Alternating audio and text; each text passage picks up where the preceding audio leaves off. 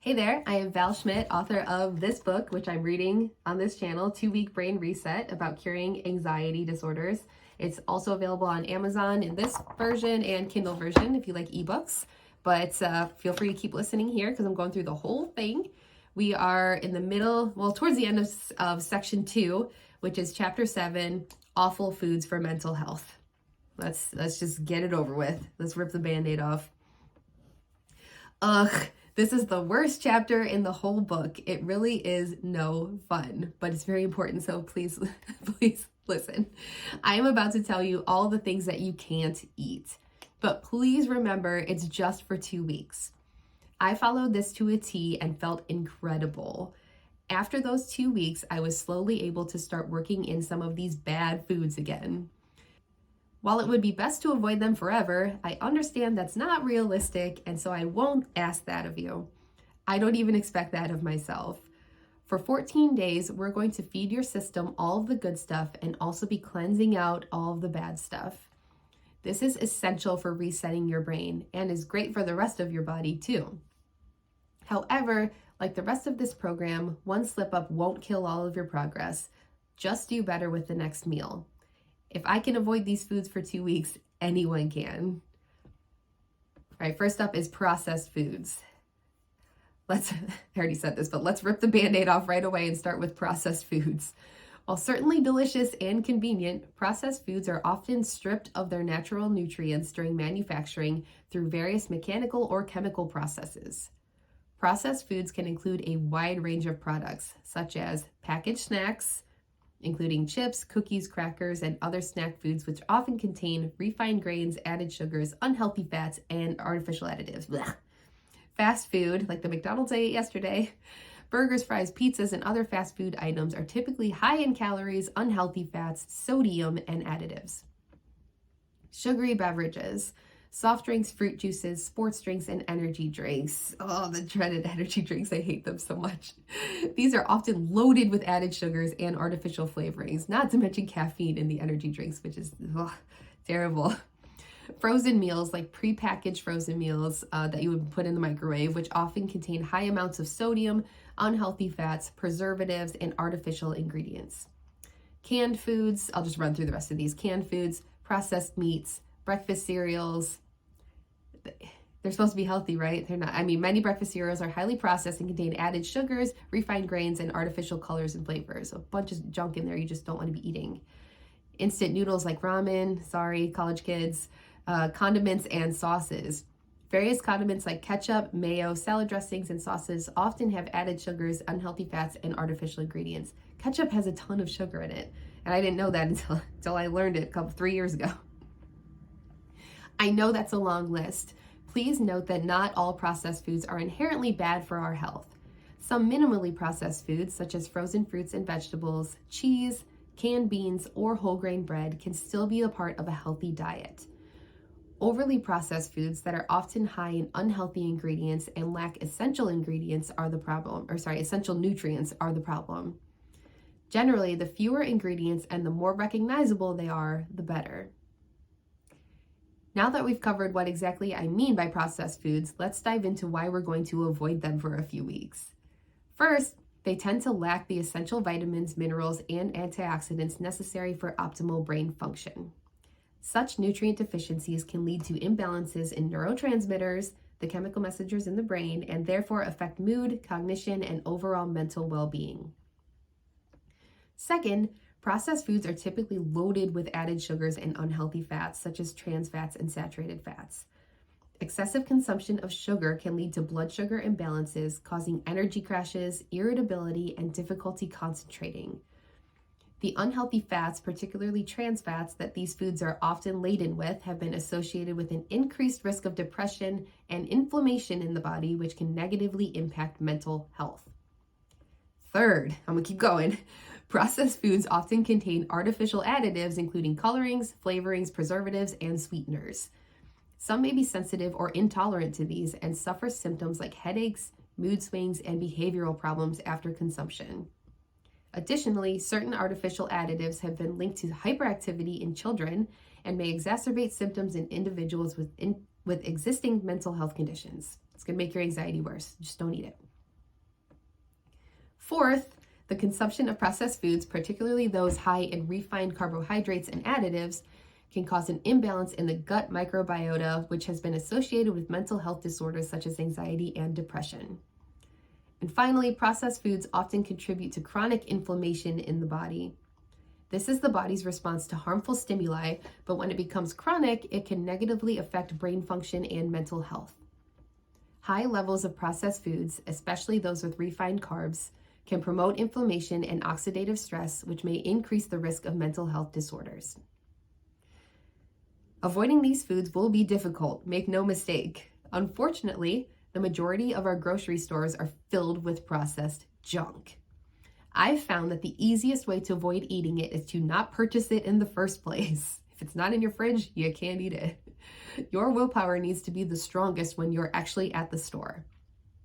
For that reason, I suggest eating a healthy, filling meal before you shop, if at all possible. I also love ordering my groceries online to avoid being tempted by treats while walking through the store.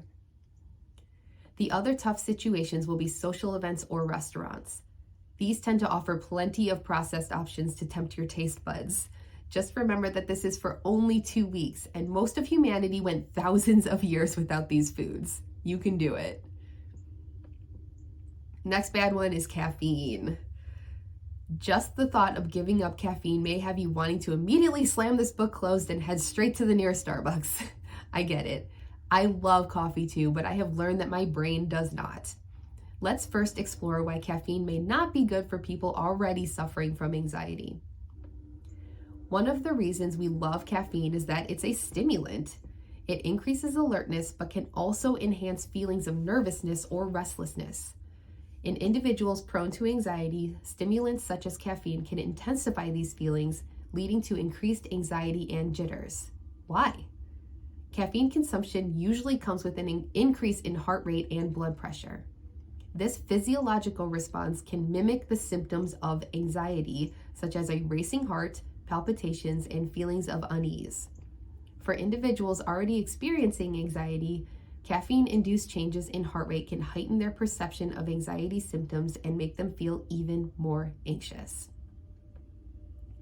Coffee can also interfere with sleep quality and duration, especially when consumed in excessive amounts or too close to bedtime.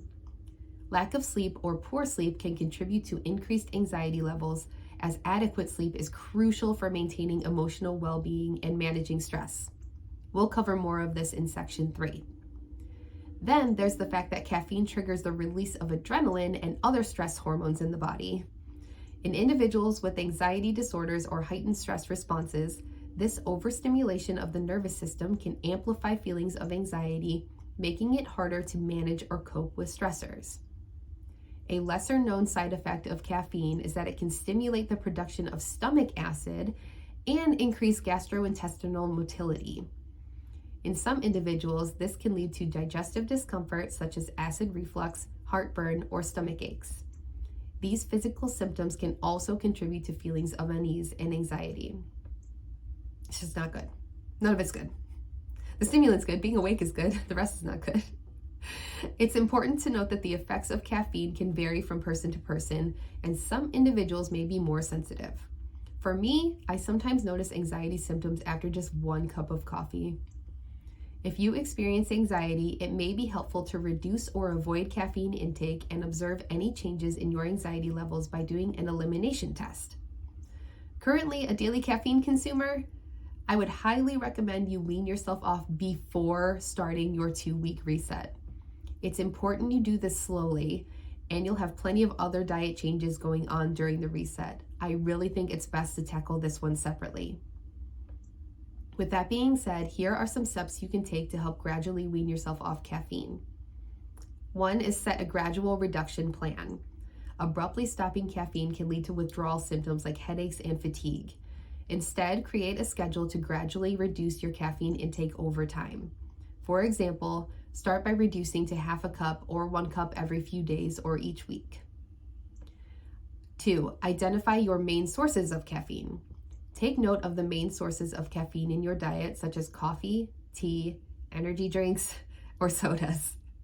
Start by targeting the beverages or foods that provide the most significant amount of caffeine. 3, Replace caffeinated beverages with alternatives. As you decrease your caffeine intake, consider replacing caffeinated beverages with healthier alternatives. Opt for herbal teas, decaf coffee, or caffeine-free versions of your favorite drinks. Ensure you drink plenty of water throughout the day to stay hydrated and maintain energy levels. 4. Gradually switch to lower caffeine options. If you're used to drinking strong coffee, you can transition to mixing regular coffee with decaf coffee to gradually reduce your intake. Similarly, you can choose green tea or herbal teas since these have a lower caffeine content compared to black tea or coffee. 5. Be mindful of hidden sources of caffeine. Some foods, medications, and supplements may contain it. Check labels and pay special attention to products like chocolate, certain pain relievers, and weight loss supplements. 6. Focus on sleep hygiene. One reason people rely on caffeine is to combat fatigue and drowsiness. Improving your sleep habits can help reduce the need for stimulants. Establish a regular sleep schedule, create a calming bedtime routine, and cultivate a sleep-friendly environment to promote better sleep quality. I have a lot more on this in section 3, though. Sleep is very important. And number 7 is manage withdrawal symptoms. It's common to experience them when reducing caffeine intake. These symptoms may include headaches, fatigue, irritability, and difficulty concentrating. Be patient with yourself during this process and consider engaging in relaxation techniques such as deep breathing exercises or meditation to manage any discomfort.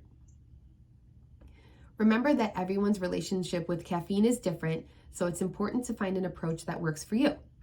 Gradually reducing your intake can help minimize withdrawal symptoms and make the transition more manageable. As always, if you have any concerns or specific health conditions, it's advisable to consult with a healthcare professional for personalized guidance. Next up is alcohol. I know, this whole thing just keeps getting less fun. Sorry, but you're going to have to put down the after-work beer or dinner time glass or bottle of wine too. Even if you're not a heavy drinker, any consumption can have a negative effect on your anxiety, and here's why.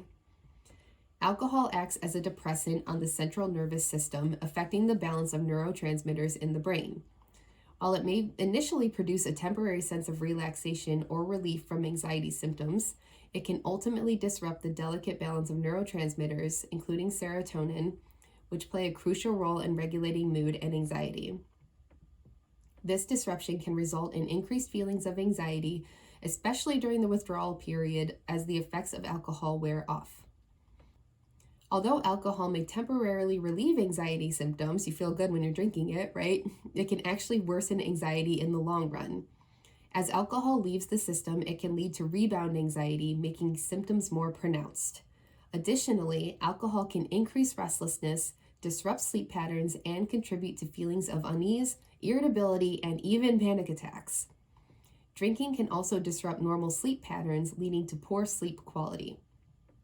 While alcohol may initially make you feel sleepy, it can disrupt the deeper stages of sleep, impacting the overall quality of rest. Such sleep disturbances can contribute to increased anxiety levels, as restful sleep is essential for maintaining emotional well-being and managing stress. If alcohol consumption becomes chronic, it can cause alterations in brain chemistry and function. This prolonged use can potentially exacerbate anxiety and other mental health conditions such as alcohol dependence. When individuals with alcohol dependence attempt to reduce or stop drinking, they may experience alcohol withdrawal symptoms, including heightened anxiety, restlessness, tremors, and even seizures. These withdrawal symptoms can further contribute to anxiety and make it challenging to quit or reduce alcohol consumption. It's understandable how some individuals may turn to alcohol as a way to cope with or escape from anxiety or stress. However, relying on alcohol as a coping mechanism can lead to a cycle of increased anxiety and dependence on alcohol, ultimately worsening overall mental health and your overall health in general. As with caffeine, if you are a heavy drinker, I would advise that you give it up before starting your 2-week brain reset. Quitting alcohol is a whole challenge in itself and is worth 100% of your efforts. I won't go into details here of how you can go about it.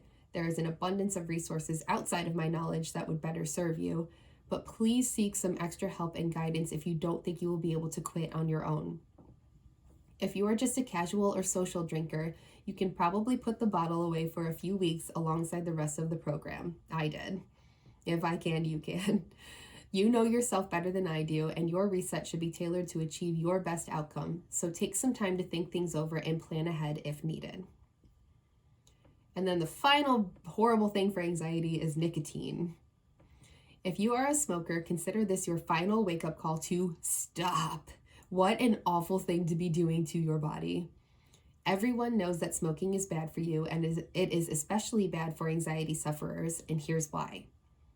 Nicotine is a highly addictive substance found in tobacco products. When a person smokes, nicotine stimulates the release of dopamine in the brain, which creates feelings of pleasure and reward. That's good, right? However, over time, nicotine addiction develops. The brain then becomes reliant on nicotine to maintain normal brain functioning. This addiction can contribute to increased stress, irritability, and anxiety when attempting to quit or when experiencing nicotine withdrawal. Numerous studies have shown a strong association between smoking and mental health disorders, such as anxiety disorders, depression, and substance use disorders. While the exact mechanisms are not fully understood, it is believed that smoking and nicotine may alter brain chemistry and increase the risk of developing or worsening existing mental health conditions. Fortunately, you can correct this chemistry by completing the brain reset. Smoking can disrupt the balance of neurotransmitters in the brain, including serotonin, dopamine, and norepinephrine.